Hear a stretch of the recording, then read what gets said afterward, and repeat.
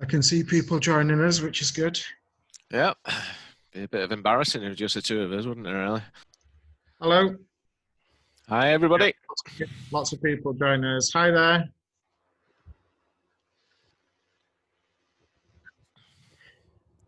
Just wait for people to join us and then we'll get cracking. For those who don't know, I'm Owen Birkby of Handmade Hour. So I've probably interacted with lots of you on social media. But this is me, and we've got Paul Herschel with us today. So what we're going to do is we're going to wait till about 11 o'clock, just to see if anybody else wants to join us, and then I'll hand over to Paul, and he'll talk you through the session, what we're going to do. But thank you so much. It's great to see so many people. Thanks for taking time out of your day to come and spend it with us today.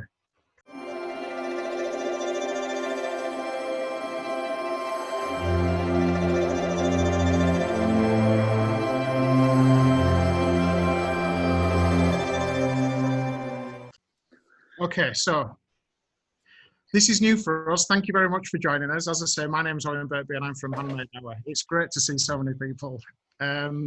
So what we've done is we've put this session on with Paul, who's going to be talking to us about how to create a good Instagram profile and why it's so important. So what we'd like to try and do is start putting on these webinars to give you a few more skills and that, so that you can, run your business how you want to do it. You're free to take notes, anything like that, and we are video in this session, so we'll upload that to our YouTube channel afterwards, so you can grab anything else that you missed after the session. Right, Paul, if that's it, I'm going to hand the reins over to you now, okay? All right, brilliant. Okay, thanks for that, Owen. Sorry, you got one northern accent to another northern accent. We did talk about getting a translator, but hopefully you can understand both of us. Okay, well, I have a very quick presentation, so rather than me waffle on here, I've got something that I've already put together. If you just bear with me, I'll just put that up, and then you can hear a little bit about who I am and where I'm coming from before we launch into the webinar. So just bear with me a second. I'll just share your screen with me and let you have a look at this. Okay, I hope everybody can hear this. My name is Paul Herschel and I run Simple Art Marketing to help artists, makers and photographers develop their online presence. I've worked in IT for many organisations, both big and small, since the early 1990s, while running my own small business. In 2014, I met my partner, Lucy Gell. Lucy had been developing her printmaking craft from the kitchen table and back room for a number of years, since taking the decision to put her previous career on hold to stay home with young children. Instantly, I recognised the talent in Lucy, and I just loved her work, but like so many, she was struggling with trying to do everything herself. I started attending shows with Lucy. Some shows were successful, others actually cost her money. I'm sure many can relate to that. I realised she needed a better place to work, so we built a studio in the garden together.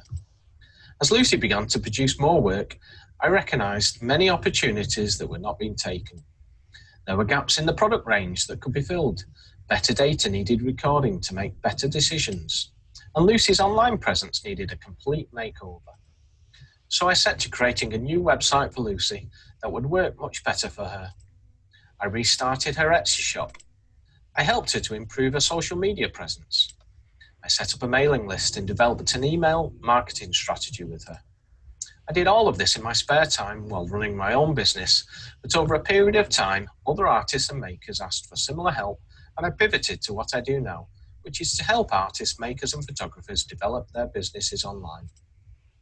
I have been developing a wealth of free information on my Instagram account and website blog that you are welcome to use and take away for free, covering topics such as website design, mailing lists, social media, SEO, Etsy, art room mock-ups, and much more. I touch on everything briefly in my Instagram and Facebook accounts, and then dive into much more detail with working examples, my website blogs that are added with each post. For those who want to take things to the next level, I also have a number of paid services, including website design, mailing list setup and email marketing campaigns, website SEO and social media audits. Or simply contact me for some one-on-one consultancy mentoring, which can be charged by the day, half day, or by the hour. I can provide you with the advice and training needed to identify what you need to improve and show you how to do it to make your online business work better. Okay, I hope you found that useful. The point I'm trying to get across in that, I suppose, is really that I'm not just some external person that is dealing with any kind of business. I am thoroughly engrossed, as Owen is, with a partner in this industry. So everything is very close to my heart, and you know, we're both very involved in what our partners are doing. So let's start off. I want to open this then with a question. So can I pose to you, as we said, we'll do a few questions in the chat box, and right at the end of the presentation, we'll open up and do a proper Q&A with video and audio. But just in the chat box now, can I ask very quickly, why do we use social media? So I'm going to leave the floor to you for a minute. Can everybody pop up in the chat box? What do you think is the main reason for using social media?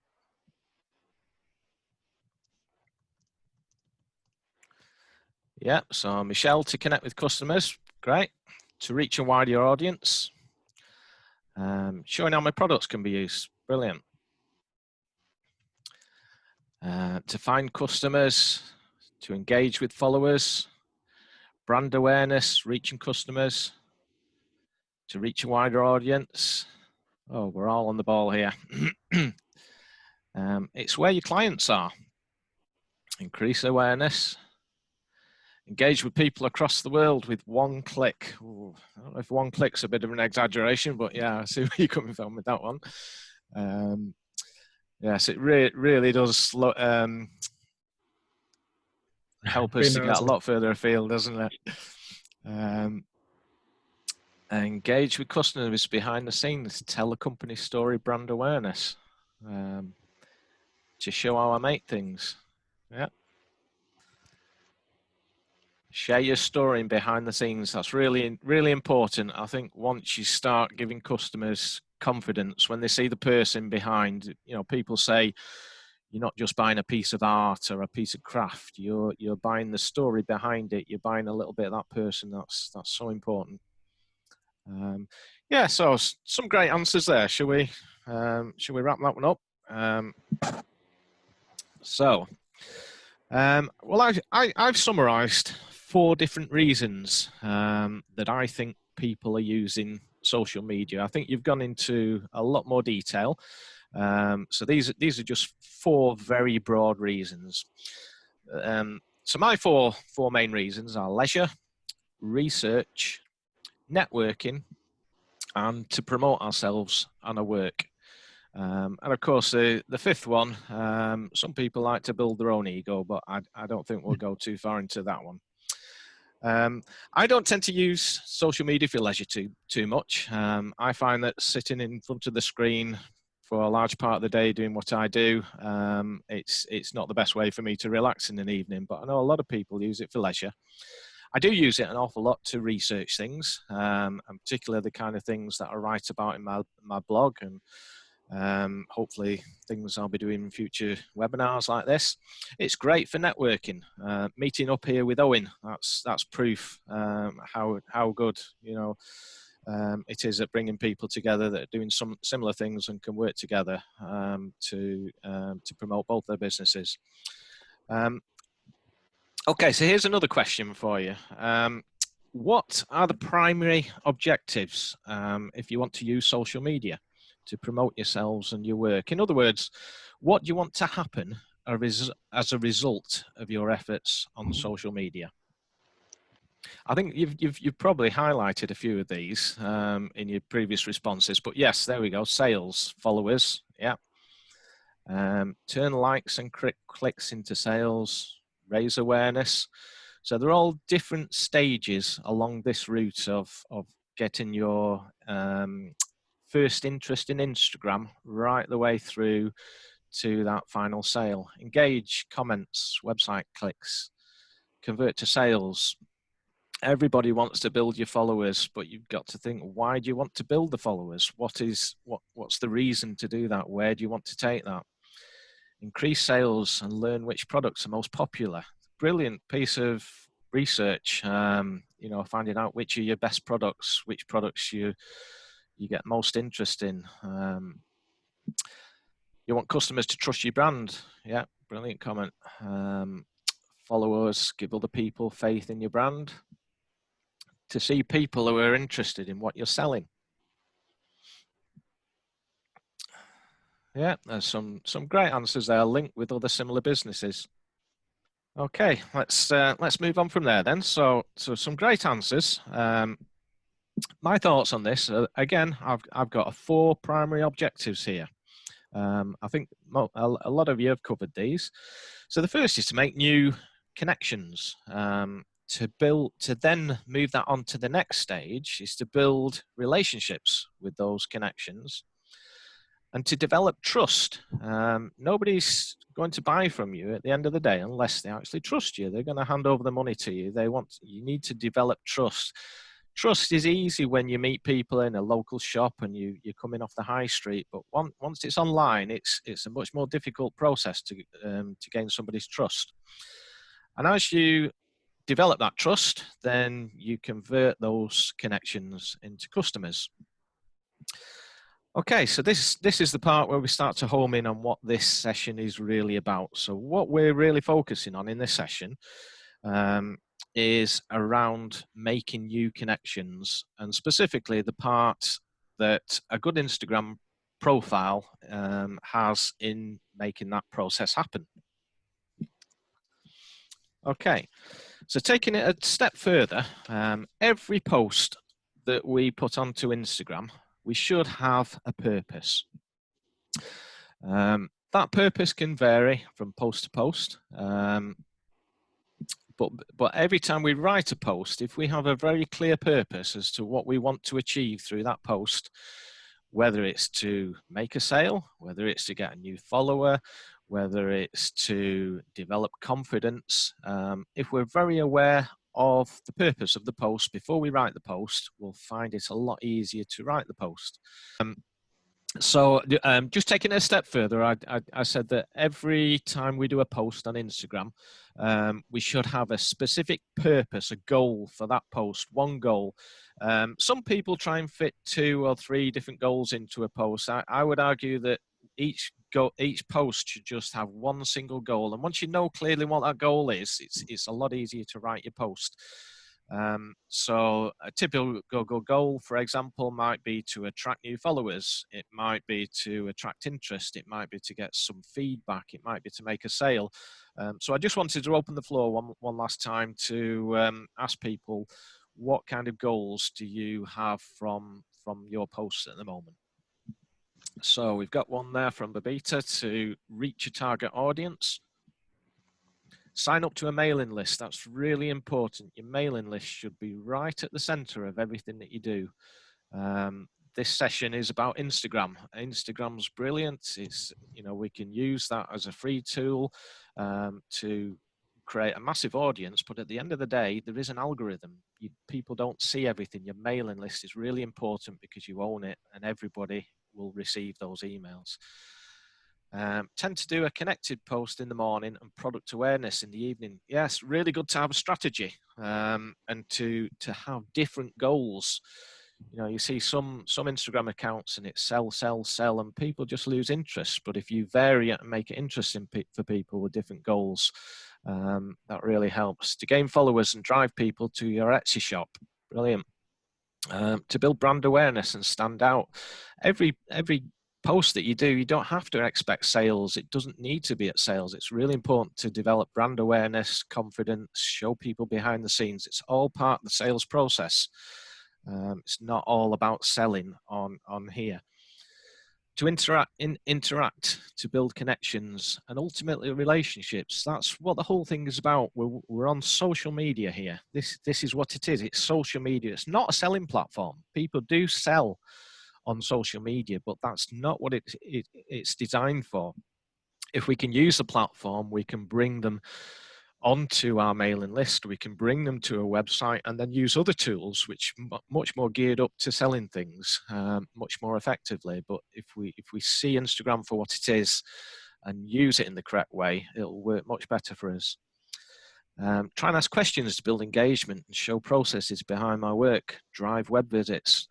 Brilliant. The Instagram algorithm loves engagement. The more you can get people to interact with you, even simply asking a question at the bottom of every post, if you can get people to interact, the algorithm will show your post to more people, and that will develop more likes, more followers, more relationships.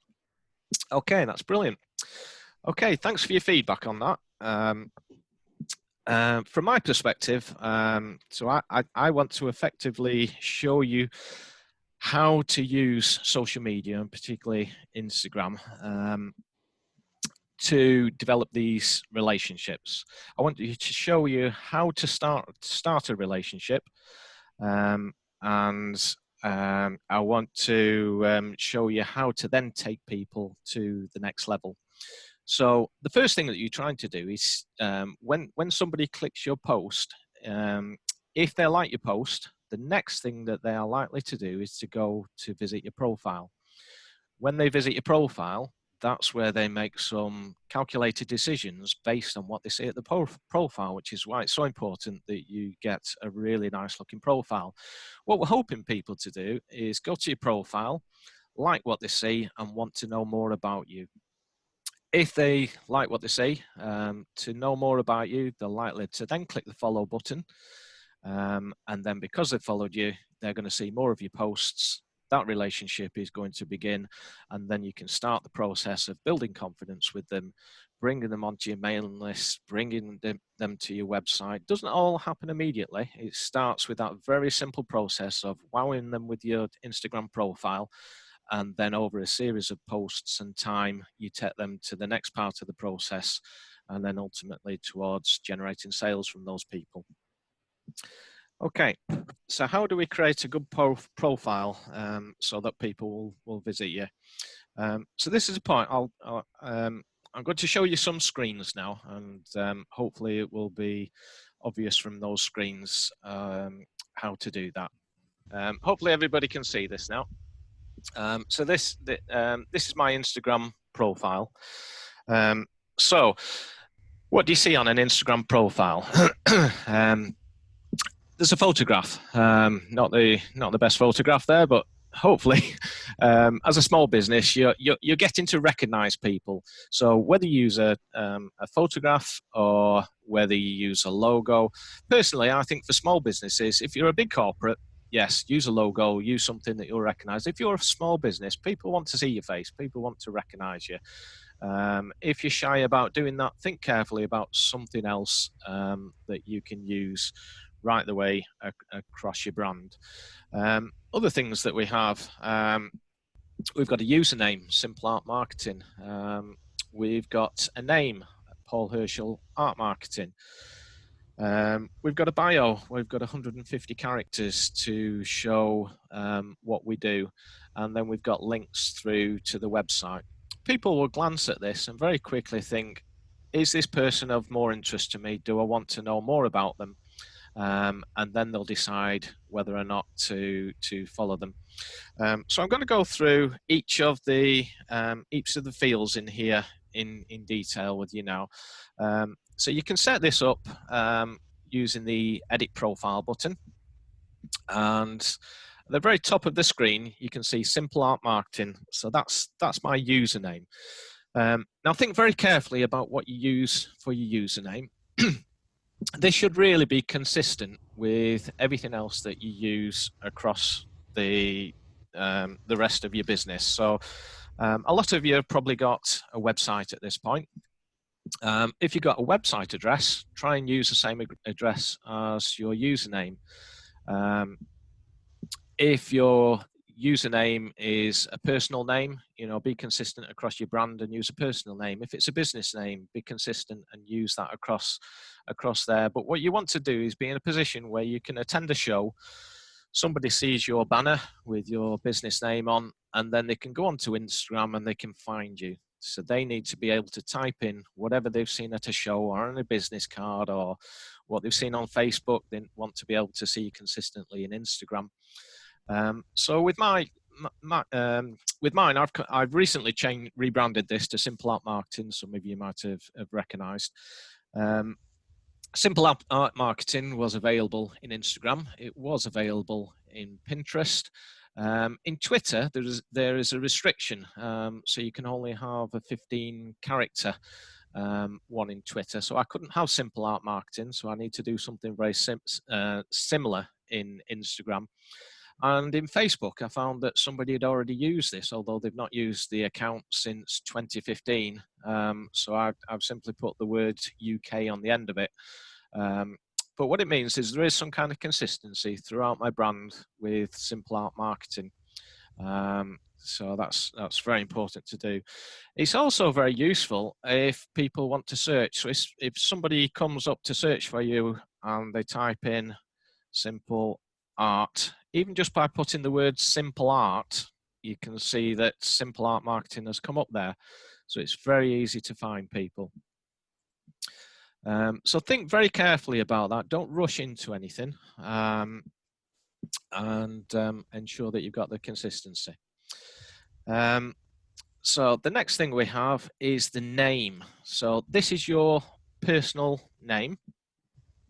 It could be a business name, or as I've done here, you could use both. Previously, my username used to be P. Herschel. Some of you might have seen me operating under that over the last few months. I never really liked using that because it's a difficult surname to spell.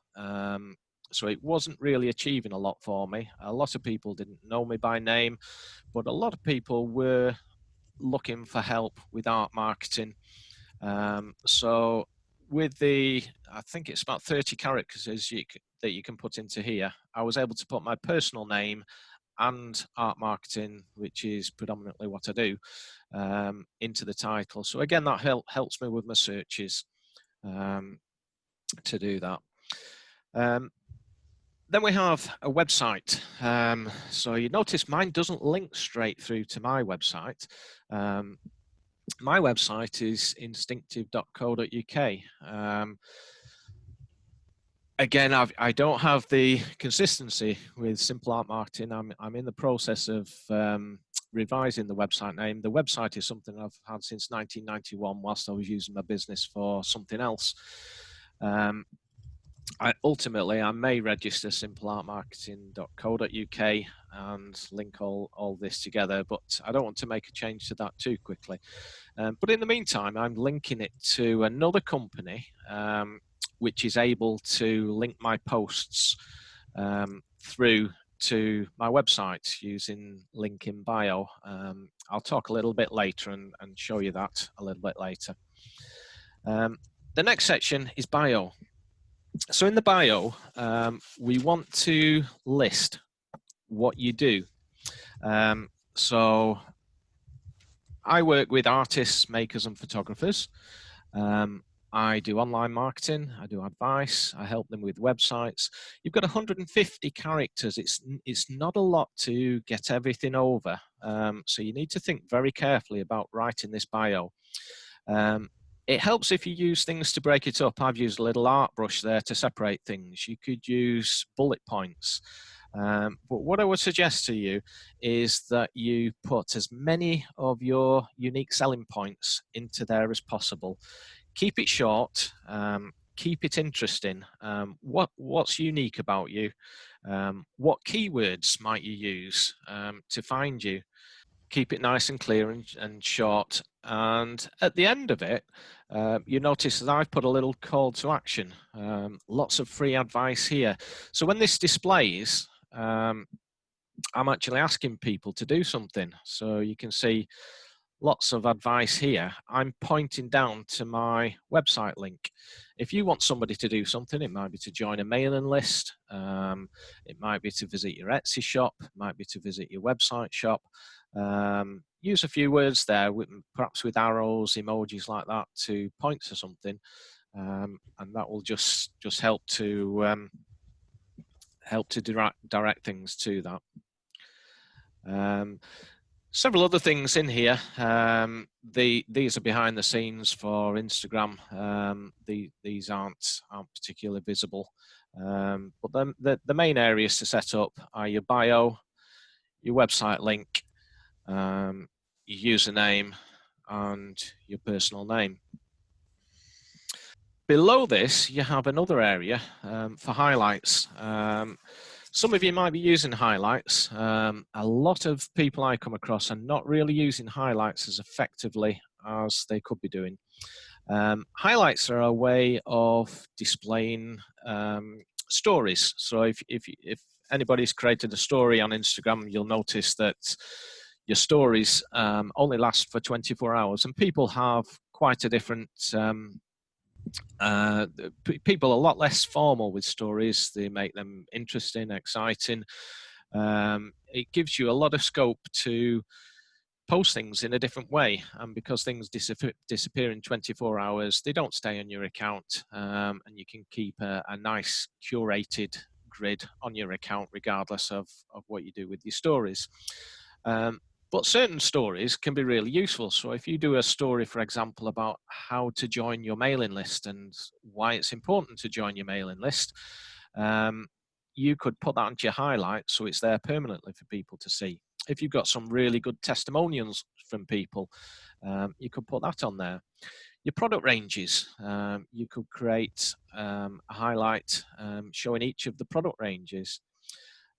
What you'll find when people come to your profile, they will read the first bits on your profile and make some very quick judgments about you and whether they think it's worth following you, looking at any more of your posts from there.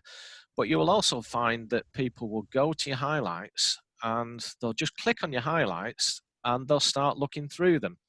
Now, because the highlights are video based, they just play. It's very easy for people to sit and watch through them. So you can very quickly get across the style of your what you do, what your products are, just by letting people walk through those little messages there. So if you've not done anything with highlights yet, it's worth looking very seriously at that. I've got an awful lot of things that I want to put onto my highlights, but I've just really started with these first three in blue. The purple one there is an old one that I need to redo in the new blue style and make it a little bit more interesting. But that is something that you can build up over time, and it makes things really interesting. Okay, I mentioned a little bit about the link in bio. So a lot of you have maybe got a website and you've just linked your website to just link to your main website from your profile. But what about if you want to take people to a specific page? There are a couple of products. I use a product called Link in Bio, which allows me to create a different website page link for every post in my profile. Another product that does a similar thing that you might have seen people using is Linktree. And I think there are a few other products as well. This is a really important investment, I think. You know, you can use some products like this for a couple of pounds a month, and they're well worth looking at. For example, on here, I have a post, Simple Art Marketing, did you get my newsletter? I can link that post directly to my mailing list page. So if I come to Link in Bio, Simple Art Marketing, I'll see a similar grid as I see in Instagram, but I'm not in Instagram anymore. I'm now in Link in Bio. And by clicking on, did you get the newsletter that I just sent out? It will take people straight to my join my mailing list webpage. The post here about Tabitha Gell, I just reposted some of her art. That goes straight to her website to have a look at look at Tabitha Gel. So it's really useful. That the worst thing to do is put a post up for a product, get people really interested, and then just send them to your website, and they spend hours looking through your website trying to find that product again. This product means that if somebody sees a product on an Instagram post and they want to go straight to that product, you can link it straight to that product page in your shop. So I'd strongly recommend that that you look at doing something like this. Okay. So let's look at just look at a couple of other examples. So this is my partner, Lucy Gel. So Lucy has used Lucy Gel as her username. For some people, that's great. Lucy's name is quite unusual. There's not many people called Gel, so she found that Lucy Gel was available as a domain. It was available as Facebook, Instagram, Twitter, Pinterest. Not a problem. If you're called John Smith, that might be more difficult. But if you've got a unique name, you can use it. But then say what you do. So Lucy Gel, she's a printmaker. She's got 30 characters here to play with. People will look for printmakers. People will look for illustrators, artists, potters. So specify in there what you do and increase your chances of being found. Just don't just wait for people to find your posts. People will go looking for you in search in Instagram. So that's really important. So Lucy spells out what she does. She's an illustrator, she's a printmaker, an animator, and then what kind of cards and services she does. What kind of products and services. So she does cards, workshops, animal, bird, printmaking. And she gets across one of her unique selling points. It's really important to promote your selling points. What's special about you? What stands out from other people? So with Lucy, it's a graphic character that she uses and the humor that she uses in her artwork. That's really special to her and really makes her work stand out. So put that across in your bio. And then if you've got a shop, if your products are available, is it an Etsy shop? Is it UK based? Is it worldwide? You might mention that in there. And then Lucy does a similar thing here with her link in bio. So for example, if we were looking at a product, say you were interested in buying, she's got a picture of one of our dogs that she's done there, the Podenco.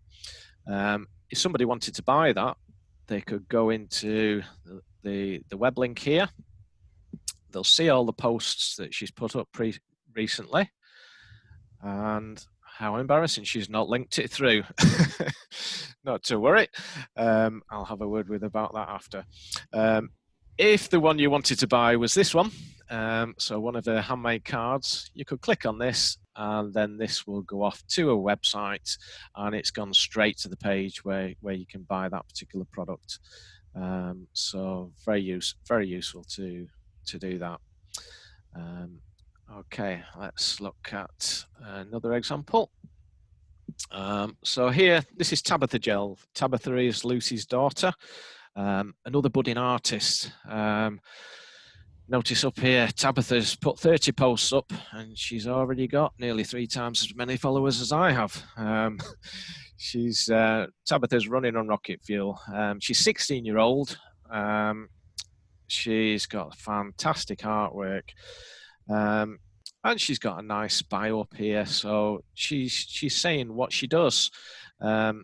She's 16 years old, so she's appealing to a different kind of market than some of us more mature types. She uses emojis. She talks more to the younger people. She networks with the people, so she's obviously got a collaboration going with somebody to help her grow her account. She's using the call to action that I mentioned when she wants to draw something to somebody's attention. And she's created her own hashtag so that she can post in there and get other people to post in there. And she's used the highlights along the bottom that that we were talking about earlier. So lovely account. If you've not come across Tabitha, I'd definitely have a look. There's a lot I'll be learning from her shortly, I think. Okay, and then I think one more that we could look at. Okay, so Owen, so I hope I'm not putting you two on the spot here, Owen. It's all Claire's work. I'm not involved at all, so. So Owen's got a good consistency. Owen's handmade hour in various platforms. I don't think you're using the underscore everywhere, are you, Owen? No, unfortunately, I'd love to have it without the underscore, but I was too late to Instagram. That's the thing. If you get in early to Instagram, you can grab everything. But if you're coming in late, a lot of the good ones have been taken, and you have to be a little bit more creative. The important thing is that you create consistency, and it's not too late to change things now. I changed this week. It didn't mean I'll lose any followers. Everybody comes with you during the move, but I got a lot of important. Useful comments came back supporting the change. So if you create that consistency, it's really important. Say what you do. You're a community, and if there's something that's really important and you want it to stand out, say it first, as Owen's done, and say it in uppercase. Make it striking. And then mention the areas that you're involved in. Now, Instagram will highlight hashtags because they're clickable. It will highlight your website because it's clickable here, although it doesn't do in posts. It's quite happy to highlight things if you stay on the platform. Instagram is here to make money. Instagram doesn't want you going off and going elsewhere. It's important to understand it wants to keep you on the platform. So that's why it makes handmade, craft, and independent bold here, because it's happy that you're moving within the platform. It makes those stand out for Owen. But what I would say with those, it can be a double-edged sword. It may mean that if you highlight another account, you could lose traffic to that other account, to that hashtag, and people may disappear off down a rabbit hole, and it may actually work against you. So you do need to be careful when you use hashtags on there that you don't just send people elsewhere rather than keeping them on your own profile and within your own posts. I think Owen's World Handmade Day is really a good example of using hashtags, because Owen is keeping everybody within a platform that he's created, within things that are tied to his account. So that's quite important. And then Owen's using a similar version to my link in bio. Owen's using Linktree. So that will show all the recent posts. I don't think you see a post by post like you do on mine. Is that an option, Owen, on Linktree? No, I just use a free version, so I'm happy. I'm chopping and changing all the time. So okay. What I like about Linktree is it allows me to reorder those. So as I put a post on Instagram, I can put the link to the top of my Linktree, so it's easy for people to find. Yeah, that's brilliant. Yeah, so just to summarize there, really. So those are just a few short examples. The key thing is to get people interested when they come to your profile, and to get them wanting more from you, whether that's encouraging them to follow you, or it's to visit your website, or a hashtag. List what you're doing there, but you can list what you're doing there, but you will find accounts that don't list what they do. You'll see accounts that raise more questions than answers. That can get people's interest as well. People can read something in your bio and think, what's that person on about? I need to find out a little bit more. You could put something quite intriguing up there. I can't think of any examples off the top of my head, but I certainly have come across accounts like that where you come to the profile and you haven't a clue, but it just leaves you wanting to know more about that account, which is quite clever marketing. So that's it, really. So I hope everybody's learnt a little bit from that. And I think at this point we can open the floor to everybody and see if anybody's got any questions. Yeah, so if you want to either put them in the chat box, ask them there, we'll have a rundown, or if you want to come on and show your face, then we'll have a look at that. Not a problem. No, because it's new technology and we're just trying to work out how to do it properly. So you'll just have to bear with us. I'm just reading in the comments there. So I think it's Babita. She says she's using another Smart Bio from Tailwind. I've not come across Smart Bio. I have come across Tailwind. I think they're quite a good reputable company. But that's another one to look out for the link in your bio. There's a couple of questions in. So how do you make the highlight logos? I always create the highlights from my mobile. I mean, it is a session. It is something we could do a whole session on. Maybe that's something we could do in the future. Owen. Yeah. There's been a couple of basically, if everybody's familiar with creating a story, if you create a story, it will create an archive of those stories. So even though they disappear off your feed after 24 hours, they will still appear in your story archive. So when you're creating a highlight, you can go to the highlight button on your mobile, or you can view a story and you can say add to highlight on your mobile. But then each highlight, you can then go in to edit it, and then you can add additional stories. So you can stitch together. I don't know if there's a limit of perhaps a minute, or I'm not sure how it limits it. I have seen people with 15, 20 little stories all attached together onto a similar highlight. But it's all done on your mobile phone, which I can't. We can set that up for another session so that I can connect a mobile phone and take everybody through that. I'm not sure in terms of minutes how many minutes you can have on a highlight, but you can have 100 images in a highlight as you can on your stories. Yeah. Okay. Got another question there from Charlotte. How important do you think a cohesive grid is? Sometimes I don't want to post something because it won't match my grid, even if I think people will like it. It's a good question. Some people find it particularly important. I mean, if I show you mine, for example, and this does evolve an awful lot over time.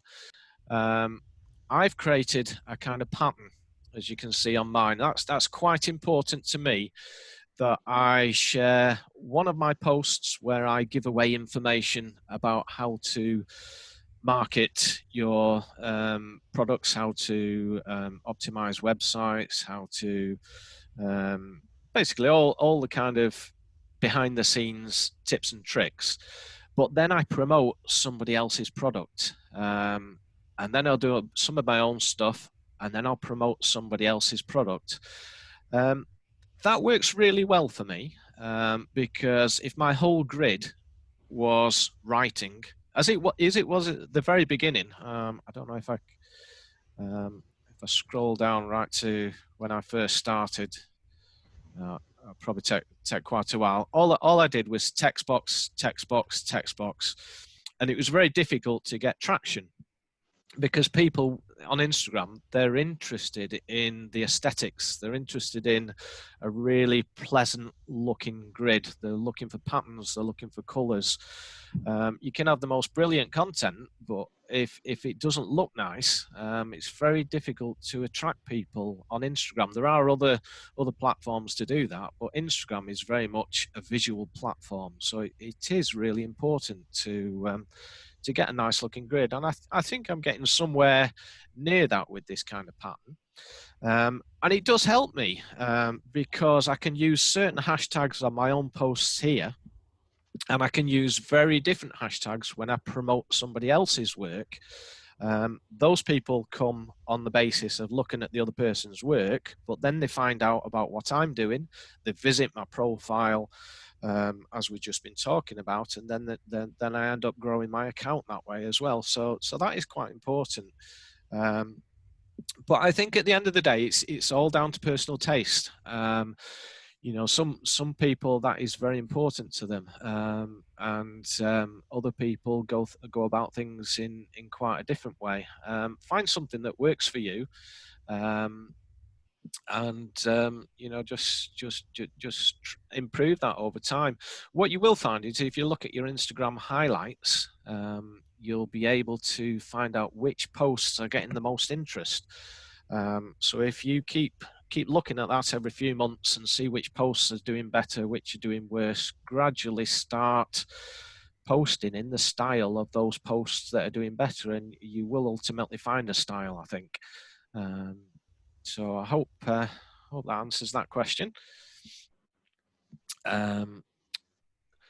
What do you use to create your post? I'm actually using Photoshop. I don't use Canva. The first time I came across Canva was in the presentation on Handmade Hour recently. So I do intend to look a little bit at Canva. I use Photoshop because of my partner Lucy. Lucy's been doing graphic design for many years, and it's a product that she's been using for many years. So she taught me how to use Photoshop. I wouldn't advise Photoshop for anybody new. It is quite a big, complicated product, and I think there are a lot of other products that are simpler these days.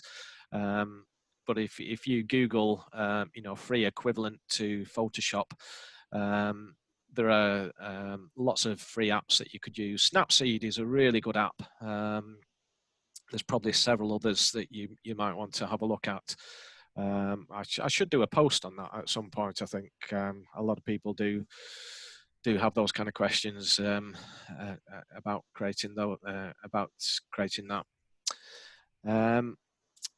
What other questions have we got here? There's one here from Heather, which is, do you have any advice on hashtags? Hashtags, yes. I think I've got quite a lot of advice about hashtags. I think the important thing is to vary your hashtags. Don't use the same hashtags all the time. You will find that once you've attracted a lot of followers from those hashtags, if the smaller hashtags, it will dry up. So you want to vary your hashtags. If you're using hashtags that are too big, nobody will see you. So you need to use a hashtag which is proportional to the size of your following. So for example, if you look at Owens at the moment, where he's got 17,000 people following him, he can aim at much higher hashtags than somebody that's maybe got 300 or 400 people following them. The reason for that is that when you put a post up, you will get a number of likes within the first 2 hours. Depending on the number of likes, the position that you end up in that hashtag's best posts will be determined on how many likes you got in the first 2 hours. So if you get 300 likes in the first 2 hours, you may stay on a big hashtag for several days. So if you're staying on the hashtag in the hashtag's top posts, a lot more people are going to see you over those next few days. If you've got an account with 500 people on, say, you might just get 30 likes and you're very quickly going to disappear off that hashtag. I would probably aim at, it varies. If you are 500 followers, I would probably aim at hashtags that have got 1K to 50K following. I'd certainly avoid anything that's in the millions, anything that's in the hundreds of thousands. As you get bigger and you pass 1K, 5K, 10K, then start to aim a little bit higher, and you'll find that you're getting more traction in those bigger hashtags. It is quite a complicated area. It's probably something we could do a whole new session like this on.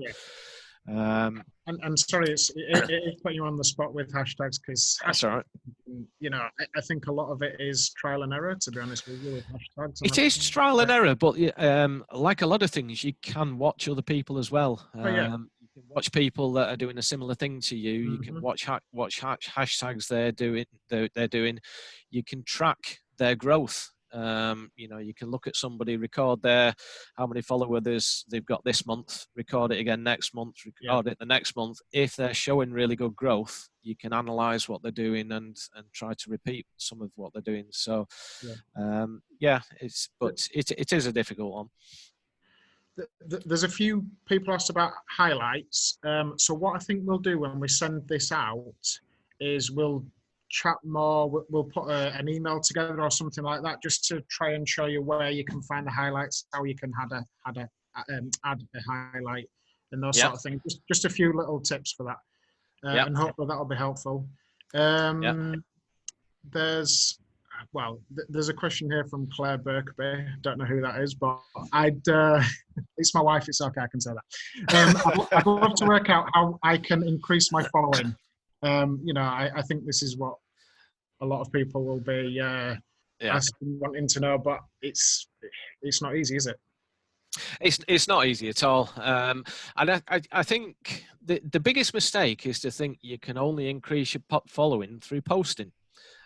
Because posting, depending on what you're posting, it can be hard work. It's certainly hard work for what I post, because every post I put up with information, I probably spend 2, 3, 4 hours researching to put a post up. And if I just put that post up, I might get 2 or 3 followers. And I think, was that really worth all of that time? Certainly financially, it doesn't work for me to do things that way. So I think your posting is just one element. Your posting is about creating a nice feed, creating information that people want to see. You're creating things that people will come to your profile, they'll look down your feed, they might find something weeks, months from now. That's not the only thing that you should be doing. I think the the answer is in the name. It's social media. It is social. You need to be networking in Instagram. You need to be talking to people. So you need to look at bigger accounts. Obviously, I got talking to Owen. I got talking to Just a Card. There are several other people that are on my radar that I want to talk to, because I know that when they see my content, it will be interesting. It's relevant to what they do. For yourselves, you want to be looking at people that are in your industry. You know, people that run shows, people that have workshop venues. You probably heard the phrase influencers. So they're people that they may have a big following, they might not have a big following, but they might have a very engaged following. But they have some kind of crossover to what you're doing. So look out for those people. Go in as we did with the search there, type in, if you're a printmaker, look for other printmakers, look for other printmakers in the UK, look for other printmakers in your county, potters, look for galleries, and just network with these people. Have a look at their feeds, follow them. If you see them posting about something, comment on it. So yes, comment on posts for these people. You know, just contribute, and people will start to recognise once you've commented 2 or 3 times on their posts. They'll see that you've come back, and they'll go to your profile. They'll see who you are, and then before you know it, they'll be looking at your products, your posts, and they'll be asking you, is it okay if I repost what you've done? Is it, would you come and do a workshop for us? Would you come and do this? Would you like to do a collaboration on something? So yeah, lots of ways through social networking like that. Something that we find really useful are giveaways. I don't know, have you ever run a giveaway, Owen? Yeah, we collab with a lot of small businesses. If anybody wants to do it, just drop us a message on Instagram, and what we normally do is we ask you obviously to offer the prize, and we'll pop it on our grid, and then it's normally like I don't know, sort of a mention other businesses and that, and it's trying to get you out there, getting a bit more engagement, getting a few more followers and that. So it's certainly something we do quite a lot of. Yeah, I see a lot of accounts growing tremendously through it. Some accounts, it's a part of their marketing strategy where they'll run a giveaway perhaps every 3 months. Some accounts even do it every month. You'll find on some of my material on my website, I've got some posts with full instructions of how to run a giveaway. So it takes you through all the process of getting ready to run it, creating some anticipation, the actual giveaway post itself, what kind of prizes you should offer, right through running the giveaway, keeping the giveaway running over several days, and then at the end of the giveaway, how to close it, how to how to do your draw, how to then communicate with the winner to get some publicity material afterwards that you can use. The whole thing can potentially, I think we've typically seen between 10 and 15% increases in followers for each giveaway. One of my customers just recently ran one and they increased their followers by 25%. Now that increase happens time on time, regardless of how many followers you have for the same amount of effort. So if you start running your first giveaway at say 1,000 followers, you might get 10%. So you'll get another 100 followers. If you run the same giveaway with the same effort in exactly the same way at 10,000 followers, you'll get another 1,000 followers. It's very, very consistent. As long as you do everything through the same steps, it's really effective. For anybody that's not run a giveaway, but basically it works by the rules to enter the giveaway. You can win a prize. So Lucy would typically offer one of her printmaking pieces. So she might sell that on a website for £85. It probably only costs her £10 to print it here. So for £10, she runs this giveaway. And in order to enter, the rules are that somebody has to like her giveaway post, follow her, and mention her to at least 2 other people. Another thing that people often say is, well, you can have a bonus entry into the draw if you mention me in your stories as well. That's a really effective way to spread the word if you add the stories as well. So it's very, very simple to do, and if you repeat it month on month or quarter on quarter, it's phenomenal the amount of growth that you can do. So yeah, hope that answers that one. I'm just mindful that time's getting on a little bit now.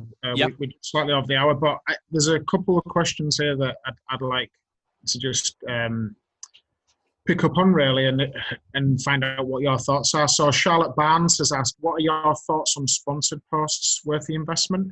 I think that's in terms of promoting a post or financially, I guess. Is it, Charlotte? Yeah. Okay. Yes. It's an area that I'm really just starting to get into.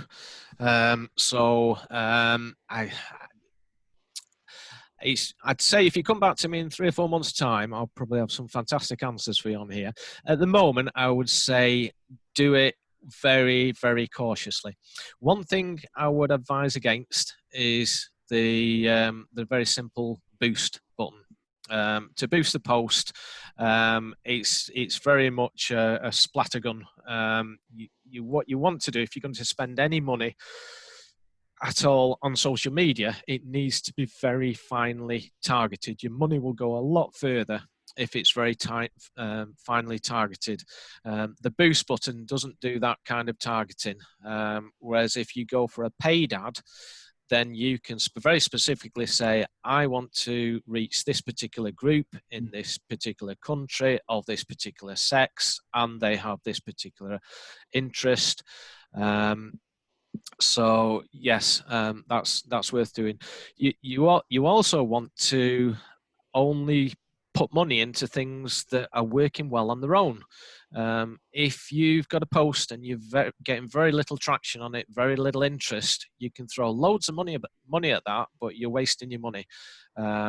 If you put that post, if you pay to put that post in front of other people, and people weren't really interested in the first place, people are not going to be interested to engage with that post just because you've thrown money at it. So you need to stay on top of your insights, look at which posts are doing really well organically, target those posts and think about putting some money into those posts to just make them go that little bit further.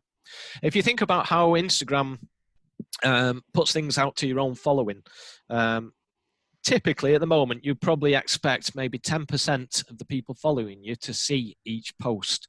That's intentional by Instagram. They want you to advertise for your whole audience to see your post. That's why I mentioned mailing lists earlier. With mailing lists, you own the list. You can send to everybody. With Instagram, it's up to Instagram who sees your posts.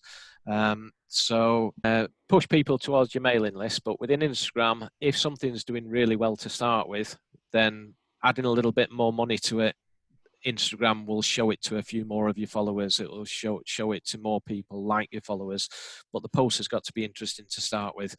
There are lots and lots of things you can do to make posts interesting. Video posts work much better than still posts. Obviously, the aesthetics of the posts, having some kind of captions on posts. You look at the posts that you think are interesting yourself. Which things grab your attention. One post that springs to mind with a brilliant piece of marketing that I saw, a man just stood there with a billboard, and he literally stood up and he had a billboard and it said stop, and then he put it down, and then read this, and then he put it down, and it said something else, and you just had no idea what he was trying to sell, what he was about, but it just grabbed your attention. That video on the screen, the movement, the curiosity.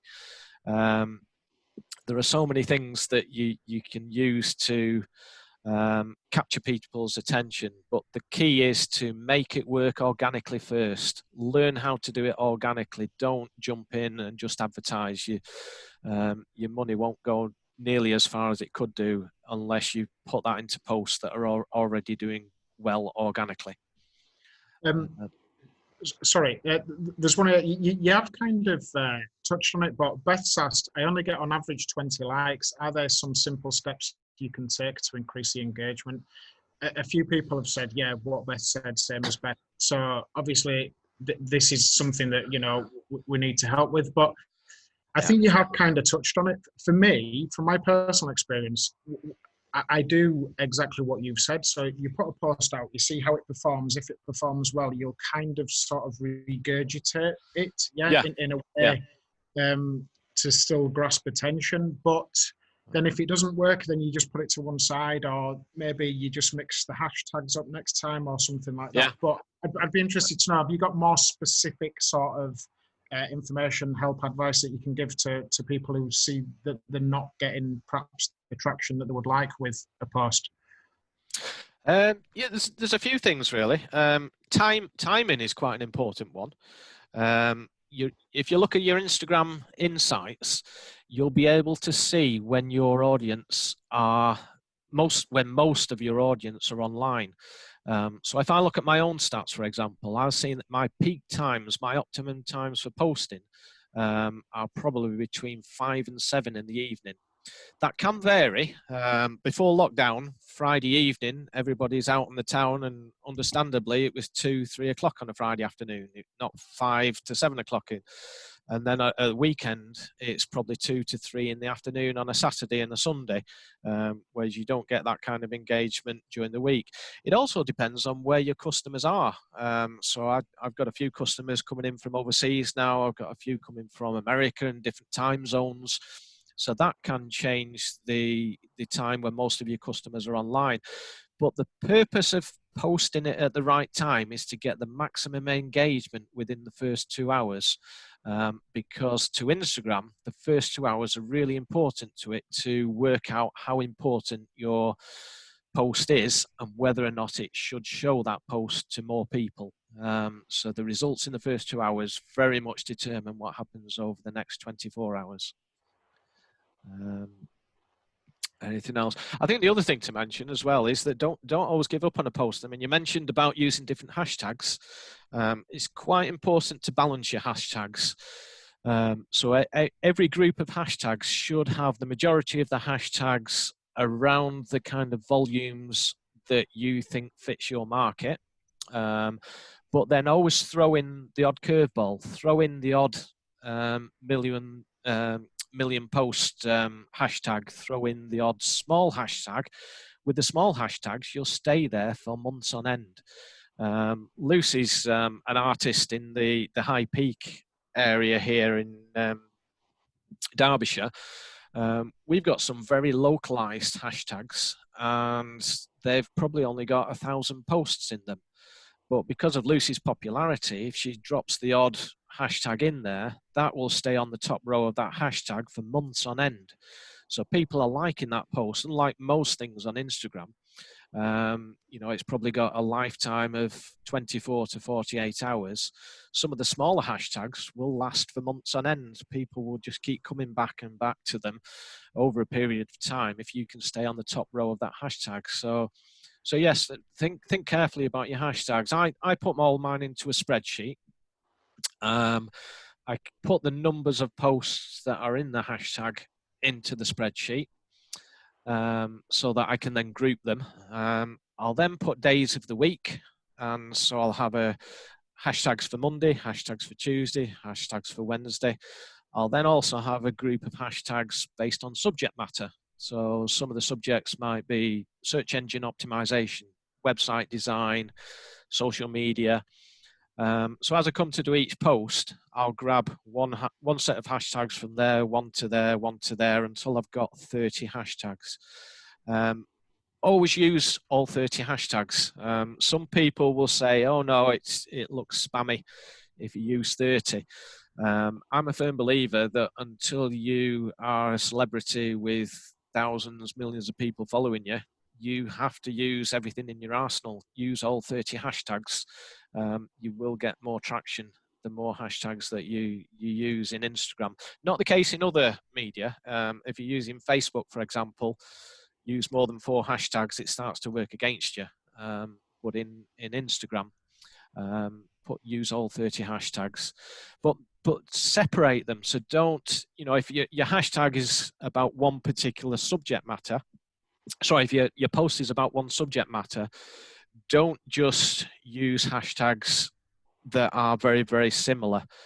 Pull in some geographic hashtags, pull in some general artist, Potter type hashtags, then pull in some very subject matter hashtags. Mix everything around so that you've maybe got between 5 and 7 groups of hashtags in that particular post. Probably several other things that I could add to that, but yeah. I appreciate we putting you on the spot. There's just one last question, and now this may be putting you on the spot because it might not be your expertise, but Babita's asked, any advice on the Instagram shopping feature? I was rejected for it, but don't know why and can't seem to appeal it. Right. That could put you on the spot. I don't know. So it is putting me on the spot. There is a new feature, an Instagram shopping feature. I presume it's the same as the Facebook. The two are going to the same place, are they, Owen? Do you know that? Yeah. Okay. But Babita's not in, so keep going. Yeah, You're on the right line. yeah, keep going. Yeah. I think that Facebook own Instagram, so I imagine that they're using the same tool. It is another shop, yes. I think the thing is there are so many different platforms. You've got to choose the platforms that you're comfortable with. there are new platforms coming in all the time. Some of them will work, some won't work. What you've got to understand about the Instagram and Facebook ones is they are a third-party platform. If you're going to use a third-party platform, make sure that you've got your own first-party platform to start with, because if anything goes wrong, if anybody pulls the plug, you know, a whole lot of revenue can disappear. So if you've got your own website, you've already got your own shop elsewhere, you're not reliant upon Facebook, you're not reliant upon Instagram, but you've learned how to do everything, then by all means replicate that somewhere else. Replicate it on Facebook shop, replicate it on Etsy, replicate it on Folksy. But start off with your own independent shop or 2 third-party shops that you're comfortable with, so that all your eggs are not in one basket. A lot of people got stung a few years back with Facebook. Facebook had tremendous growth initially. I've got customers that I've got one customer's got 16,000 followers on Facebook. If he puts a post up, you know, probably 100 people are seeing that post at the moment.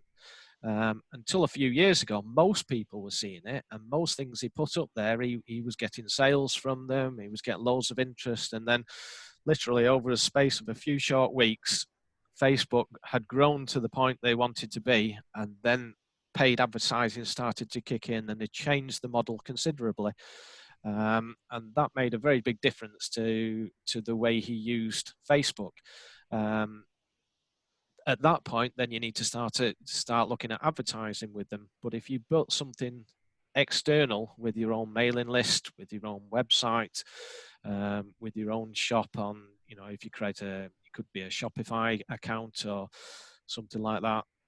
You're independent then. You don't have to pay people money in order to get traction into there. You can start building up your own customer base, not relying on a third party. So yes, I will be keeping my eye on Facebook shop, Instagram shop. As far as Instagram and Facebook are concerned, it's completely understandable why they've done this. At the end of the day, they as a business exist to make money. They make money by keeping people on the platform. They make money by people advertising with them. If they see one of your posts and you take them off to a shop on your website or take them off to Etsy, those people are leaving the platform. That's not in Etsy's interest. That's not in Instagram's interest. It's not in Facebook's interest. It's in your interest, but it's not in theirs. So that's the hole they are trying to plug. They are trying to create a shop where you don't have to leave their platform. You'll stay there, you'll buy the product, but then you're still there in their platform, ready to do more things on that platform, ready to have more things advertised at you. So yes, that's why they've done that.